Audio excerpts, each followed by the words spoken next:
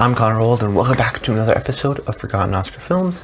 And this week, I'm going to be looking at the 1984 farming drama Places in the Heart, starring Sally Field, directed by Robert Benton.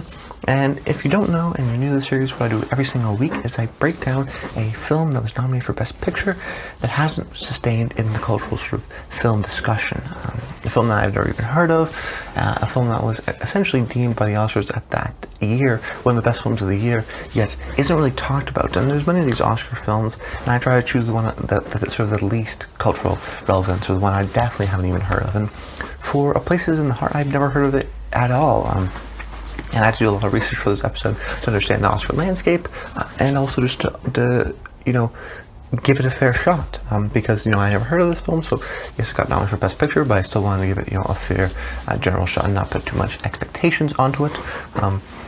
So just in terms about the Oscar landscape, the 5 nominees that year were Amadeus, which ended up winning Best Picture, which is a well-beloved, I think, a classic one that was maybe forgotten, but now it's sort of come back a bit. When I first saw it, it was in a revival screening in Toronto with an orchestra. So that's a relevant enough movie to get people to go and see that. Of course, one Best Pictures really does give it a bit of relevance in terms of the main thing conversation. It's also from a director that I've covered before, Milos Forman. I've talked about the movie before, so I didn't want to do a retread there. Then we have a Soldier's Story, which almost got in. But this is from a director, Norman Jewison, who I actually really want to cover on Masters of Controlled Chaos, because it's a very interesting filmography. Movies like Moonstruck, Fiddler on the Roof, In the Heat of the Night. So he has really interesting filmography, and always an Oscar sort of filmography. So he's a great Oscar director, but he's one that I think maybe want to look at actually in another episode. And even though A Soldier's Story is really relatively unheard of as well for me. Then you have The Killing Fields, which is done by director Roland Joffe, who I covered a couple of episodes ago for The Mission, so I didn't want to retread that again. So there's The Killing Fields, A Soldier's Story, and then A Passage to India. So the Amadeus, A Passage to India, Killing Fields, and A Soldier's Story. A Passage to India is done by director David Lean, who did Lawrence of Arabia and Bridge on the River Kwai. So he's another director I definitely want to cover on Masters of Controlled Chaos, and a well-respected director as well. So, I've heard of that film, and I didn't want to cover it just yet. But at the time, this was Robert Benton. He was the hot guy. Though he's not much of a director today, he was really big, especially in the late 70s and early 80s. He was the writer of Bonnie and Clyde in 69 or 67 maybe. And then he did Superman. He wrote Superman in 78.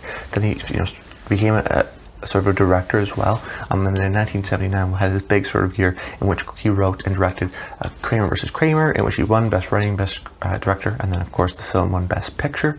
And then he did, here I have my little notes here, after that he did a movie called Still of the Night, yes, and that was sort of his blank check, you could say, sort of big budget kind of crime movie that didn't pay off. And then what happened was that he sort of went back. It was 1984 here in Places in the Heart, sort of back to the historic, or not historic, but just that family dynamic drama. Starring a recent Oscar winner and herself, Sally Field, who has a very interesting career arc because she started off on TV and became a film actress, where that was very hard to do in those days. There was clear distinctions between a TV actress and a film actress, unlike today. She's doing sitcoms like The Flying Nun, which was sort of a big poking point, but then she got in Smokey and the Bandit, which was a huge success, and then eventually earned her way to get Norma Ray her very first Oscar, and then a few years later she wins this, and this is the famous speech: "If you're an Oscar not like I am, right now you really like me," or commonly sort of misconfused as "you like me, you really like me." She wins her second Oscar within. It's crazy in the time. I think it's 4 or 5 years. Even though Mahershala Ali won 2 in 3 years, this is a common thing that we see throughout the Oscars, even in the 80s. People who they really like and they want to reward and give that success. So after this film, especially because this film also won 2 Oscars for Sally Field for, of course, her Best Lead Actress role, but also for Best Writing. It really gave Robert Benton, I think, and Sally Field some really maybe arguably the height of their careers, because they were able to do so much after this. So I think that, of course, Sally Field has this. I mean, this is the 7th film in her Oscar filmography. I went still into it, with an open mind. So let's transition over into my thoughts a bit. The way I try to approach all these Oscar films is that, yes, I enjoy the film, or yes, I try to enjoy the film, because I've never heard of it before, but it was nominated for Best Picture, so there's still some sort of credibility there. So I go in sort of hesitant because it's sort of an older movie, but still, it was nominated for Best Picture, so someone thought this was a fantastic film, or a lot of people thought it was a fantastic film. So still going into it with still some expectations. And unfortunately, I think out of all the films I've covered so far, this one is the one I just didn't connect with me at all. Unfortunately, I just, the film, I didn't offensively sort of dislike it. It moved along, it went, but I felt like the film was conflicted between these two stories, and therefore so did I. There's just one story that I guess I would say the main story, and then there's this subplot. But the subplot and the main story get about the same much amount of time. But the main story of sort of this farming drama, and then this woman, potentially losing her house, so she has to return to farming, and then this sort of affair subplot, and the performances are all good all around. But especially when I'm going to the affair subplot, it feels like it's a completely different movie.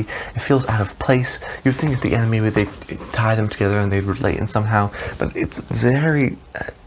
It doesn't make a lot of sense. It's very apropos, and I'm surprised that this got the Oscar for Best Writing, because this is not a flashy screenplay in any ways, or one that maybe, I think the writing is maybe the problem, is that it gets confused with that. And because it sort of goes along with this affair subplot, which wasn't really well developed and wasn't that good, and then the other farming idea, which had some potential, becomes almost a half-baked idea, and they aren't able to develop those characters a little bit more and show the complexities of them.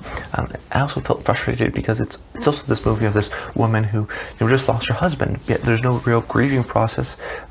She's sad that she's going to lose the house, but she's not really sad that her husband's gone, which was strange. And then Danny Glover sort of consistently, repeatedly says, give me a job, even though she says, there's no work here. He almost kind of harasses her in a lot of ways.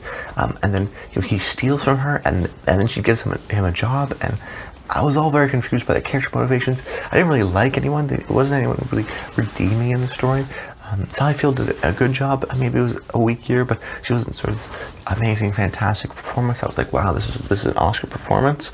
She was a good choice for this because of her sort of Norma Ray role, the woman who's fierce and won't back down, but still sort of timid in a lot of ways, but still sort of very empowering. Unfortunately, I didn't buy the film the way I really wanted to. I was just sort of left like these two half-baked ideas without any sort of real visual distinction between the two, or visual language of the film at all. The dialogue isn't necessarily memorable.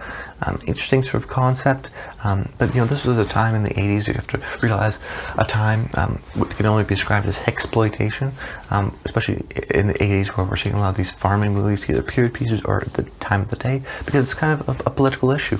Because at this time we were seeing the farming really sort of leave America, and there was very few farmers left, and the farmers who were here were struggling. And that's sort of America's pastime, slowly going away to the sort of Wall Street area. You could say there's a lot to comment on for the Southerns, or the yuppies, and many films did that, and especially for even like Mississippi Burning for Oscar play. There was another film like Country, or Silkwood. Silkwood did that as well. There was another film like Country, starring Jessica Lange in 1984, the same month as Places in the Heart, which tackles a similar topic. So I feel like this was a movie of its time. You always want to make a movie that's not of its time, but I feel like it leaned a little bit too heavily on sort of its political sort of mirrorings of that day, and forgot to tell a story with actual real characters in a lot of ways, which was unfortunate. But answering the question is, why doesn't this have been talked about? Why doesn't it either hold up, or why hasn't people been talking about it? And I think maybe because it doesn't hold up, and because prestigious adult dramas, usually watch something and you're like, wow, this is sad or whatever, but they definitely follow a certain structure, especially Oscar films. There's definitely a structure to them that they like, and it's almost like a genre film. So, but yet they haven't really evolved them in a lot of ways over the years. And then Sally Field, even though she's this great actress, and she reminds us that she can do these amazing leading roles in something like Hello, My Name is Doris, which was fantastic, she hasn't really gotten, and hasn't been sort of a mainstay, especially, women over the 60 have the mainstay sort of leading role for her. That's hard for her to do.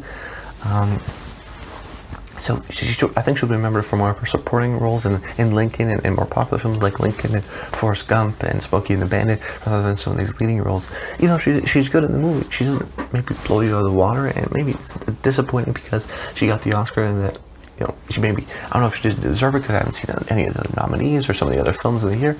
I just thought that it wasn't sort of it blew me out of the water that this definitely has to deserve an Oscar. Or you get it, last week with William Hurt, I get why he won for Kiss of the Spider-Woman. That makes sense to me. But Sally Field, it doesn't make a lot of sense. And I also don't think it holds up because of the prestigious drama element, but also because it's a political sort of reliance, I think it heavily relies on the sort of political times of the Great Depression, but also those mirrorings to the 80s kind of farming crisis. And like I said, the exploitation sort of film movement at the time, which has largely been forgotten unless you sure I did my research and found out about this. But it doesn't, if you rely so heavily to something political, it's going to be relevant today, but it's not going to be relevant in a few years. Something like Shakespeare, yes, he does political things, but like Richard III, but he doesn't worry about the actual details of the politics of the time.